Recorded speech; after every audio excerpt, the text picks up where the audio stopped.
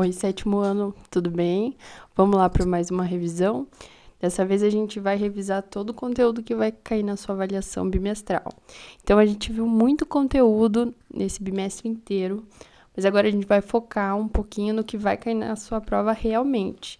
Então, pode ser que tenha alguns tópicos que eu pule, mas é porque não vai cair nessa AV2 e a gente retoma eles para recuperação ou em outro momento. Começando, ali na página 4 e 5, a gente já está falando da região norte. Lembra que nesse bimestre a gente estudou duas regiões principais, a região norte e a região nordeste. Então, para começar o bimestre, a gente começou falando da região norte e falou ali sobre vários aspectos dessa região. O primeiro deles foi a ocupação. Como que aconteceu essa ocupação na região norte? Nessa região já haviam vários indígenas, a gente até viu alguns grupos, mas já tinha uma ocupação indígena nesse lugar.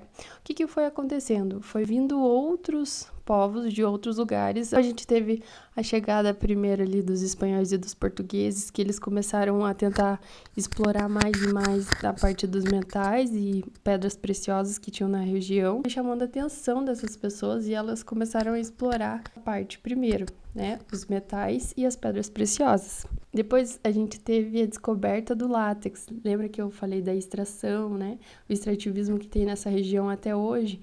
Então o látex foi encontrado lá e foi utilizado para fazer borracha, então se tornou uma coisa muito importante. E ali naquela região tinha. Então o pessoal que estava na região nordeste foi para a região norte para poder extrair o látex e viver das seringueiras, Então isso mais ou menos no século XIX, no começo do século XX, os nordestinos foram para lá tentar coletar o látex. E a gente sabe que isso tem até hoje, O látex está sendo extraído até hoje, várias plantações de seringueira que tem lá. Depois de um tempo, começou a ir mais pessoas para lá por causa das terras, Tinha muita terra, tem muita terra até hoje, então começou a acontecer das pessoas irem para lá, ocuparem as terras e às vezes também desmatar para ter mais terra para poder plantar. A gente sabe que é um lugar com muita terra, mas as pessoas começaram a ir para lá para poder ocupar essas terras e plantar. E teve o incentivo também do governo. Lembra que quando a gente acha algum problema, geralmente o governo tenta solucionar, nem sempre dá certo. E dessa vez eles tentaram incentivar que as populações fossem para lá para plantar, para extrair madeira, para poder achar os minérios. Então sempre teve esse incentivo para ir para lá e para explorar o lugar.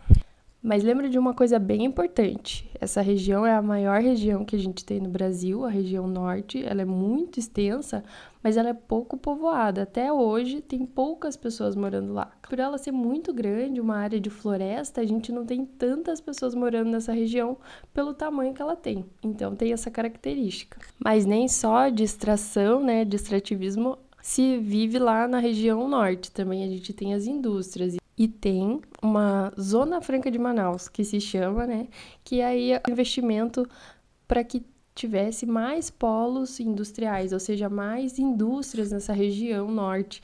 Então, a Zona Franca de Manaus é um lugar que tem muitas indústrias e gera muito dinheiro.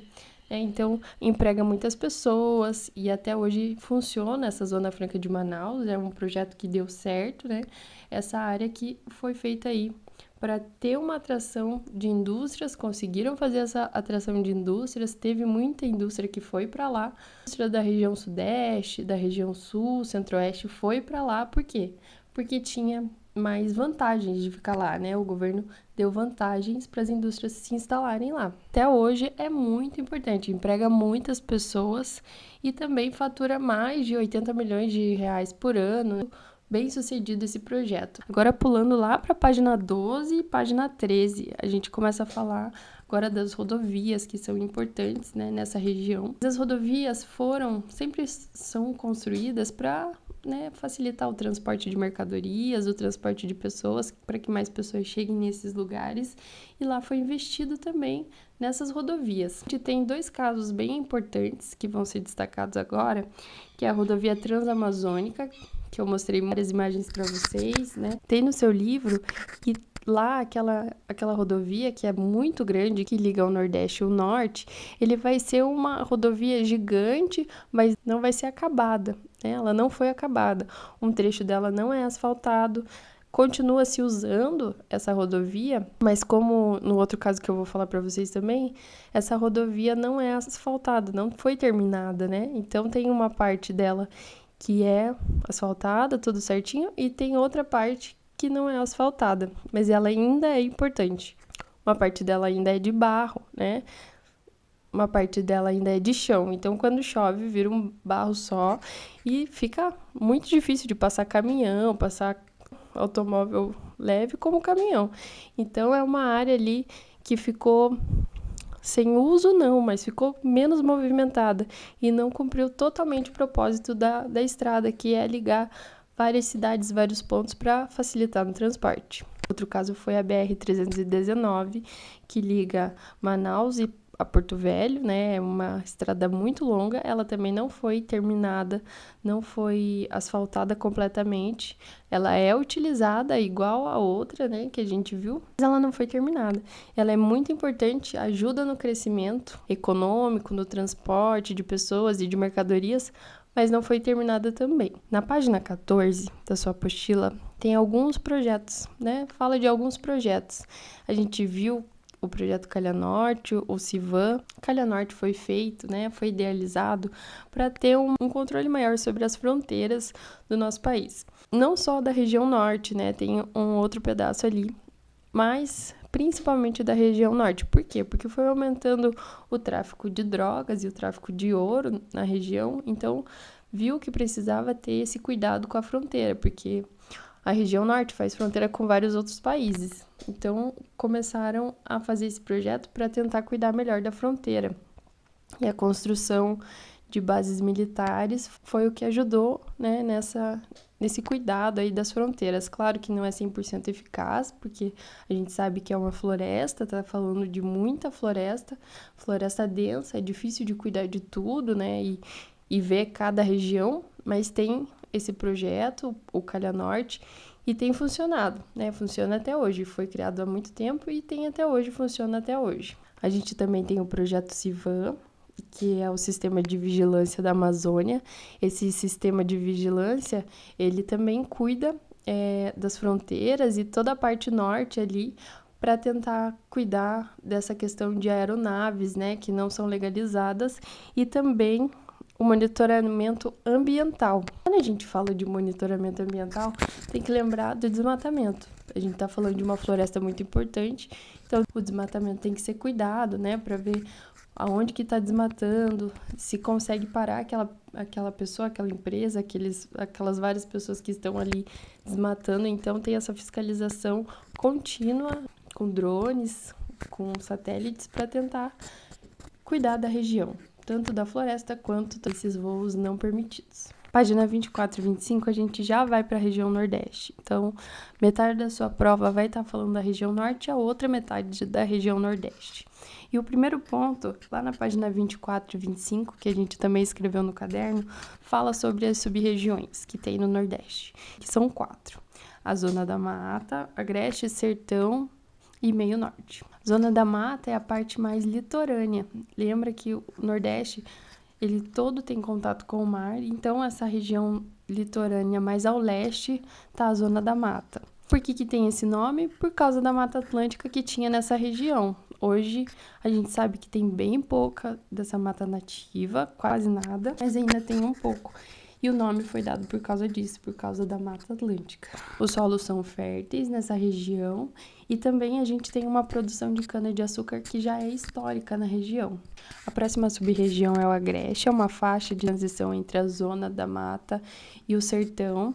E essa sub-região tem pequenas propriedades rurais e também tem pecuária, só que não é uma pecuária, né, grande, expansiva, pequenas criações, né, de animais. O sertão tem um clima semiárido. O que é esse clima? É quase sem chuva, né? Tem chuvas bem irregulares, assim, não é muito presente na região, e também a gente tem o processo de desertificação nessa região, por causa do uso inapropriado do solo, né, com muitas plantações, e também pelo clima ser muito seco, começou um processo de desertificação, um deserto nesse lugar. ainda está em processo, né? A gente não pode falar que é um deserto, mas no futuro provavelmente seja um deserto a região. A última sub-região é o meio norte, né? Tem as formações do Cerrado e da Mata de Cocais, né? Lembra que a Mata de Cocais são vários coqueiros bem bonitos. Tem a atividade predominante do turismo, portuária e ativista. Lembra que extrativismo pode ser várias coisas, desde pesca até colher os frutos da região. E agora lá na página 26, a gente fala um pouco sobre a ocupação dessa região, da região Nordeste. Primeiro, a gente tem o início da ocupação, que aconteceu quando os portugueses chegaram e começaram a explorar o pau-brasil. Essa foi a primeira parte da ocupação, mas é claro que não foi só isso, né? Teve muito mais acontecimentos ao longo da história. A gente também teve a separação desse território, dessa região, por capitanias hereditárias, e aí que foi acontecendo uma ocupação mais intensa. Lembrando que nunca foi pacífica essa ocupação, né? Lembra que tinha os povos originários lá, tinha os povos nativos, e que eles foram forçados a trabalhar, foram escravizados também. Então, nunca foi uma forma muito pacífica. Mas a gente teve essas capitanias hereditárias, que foi quando foi dividida a terra e tentado explorar um pouco mais. Então, vieram pessoas de fora, né? E também muitas pessoas dali começaram a ocupar outras partes do Nordeste sem ser o litoral, né? Então começaram aí, por causa dessa separação do território, começaram a ocupar outras partes. Mesmo que hoje seja concentrada, a população seja concentrada no litoral, para o interior do Nordeste temos pessoas, temos cidades grandes, né? Grandes centros, a gente viu um mapa no livro. Então a gente tem uma ocupação aí para a parte mais interior do Nordeste. Na página 30, a gente começa a falar da urbanização, né, do processo de urbanização. Então, a gente tem algumas datas para lembrar. No século XIX, a gente teve o desenvolvimento agropecuário no interior da região Nordeste. Então, ali na região do interior do Nordeste. Já no século XX, a gente vai ter o cacau, né, principalmente na Bahia, acontecendo a plantação de muito cacau, porque o cacau a gente viu que é da região, né, é muito plantado e colhido lá, então a gente teve, principalmente no século XX, uma plantação bem grande de cacau na Bahia. A década de 60, 1960, a maior parte da atividade econômica dessa região era agrícola. Então, plantações, né? Depois foi começando a chegar aí mais indústrias. Então, em 1970, começou a implementação de algumas indústrias e a partir dos anos 90, começou a novos polos industriais, grandes polos industriais, né? E o êxodo rural. Então, o pessoal que estava mais lá no interior, com toda a parte agrícola, começou a ir para as grandes cidades por causa dos polos industriais. Página 36, 37 e 38, a gente começa a falar da agropecuária e da indústria da região. Alguns pontos para você lembrar. Então, a gente tem uma agropecuária diversificada, a gente viu que tem plantações de vários produtos na região, a gente também viu que tem muitos animais sendo criados, então a gente tem uma variedade grande. A gente tem um lugar especial que se chama Vale do São Francisco, e ele é um grande produtor aí de frutas. Então, a gente tem esse Vale do São Francisco como um grande produtor de frutas. Lembra que a gente tem, historicamente, a cana-de-açúcar também cultivada na Zona da Mata. Essa Zona da Mata se tem o nome, de novo, pela Mata Atlântica. E lembra que a Mata Atlântica foi cortada em muitos lugares justamente para ser cultivado a cana-de-açúcar. Então, a gente tem essa relação do desmatamento, né, da Zona da Mata Atlântica, justamente para o plantio da cana-de-açúcar. E a gente também tem, na região Nordeste, o cacau. O cacau que é plantado na região, né? Às vezes tem algumas doenças, alguns problemas de algumas pragas, mas continua sendo um grande produtor de cacau. E falar de indústria, né? Que está também na página 35, 36, 37, tá nessas páginas aí, a gente tem alguns pontos relevantes. Por exemplo, a Sudene, que foi criada justamente para dar o suporte para as indústrias, né, que nessa região pudessem se instalar, né, com incentivos do governo, né, sempre lembrando que quando a gente tem algum problema, o governo tenta resolver com alguns programas nessa região norte e nordeste. Às vezes dá certo, às vezes não dá certo. A gente viu que a Sudene, né, foi desativada, digamos assim, porque não estava rendendo o que precisava. Foi criada uma agência, um nome bem parecido, para dar continuidade, né, aos programas e ao incentivo de novas indústrias no lugar. Lembra que para ter indústria precisa de energia, então a gente vai ter usinas hidrelétricas sendo construídas na região para poder dar todo esse suporte nas indústrias, porque é necessário a energia, senão não consegue, né, fazer funcionar todas as indústrias que tem na região. Então precisa investir em algumas coisas para poder ter o desenvolvimento dessa parte econômica, parte industrial. Espero que você tenha aproveitado essa revisão e que ela seja útil para você. Estude bastante para você tirar uma nota bem boa. E se tiver alguma dúvida, a gente ainda tem algumas aulas e você me encontra no corredor da escola, tá bom? Então, bom estudo!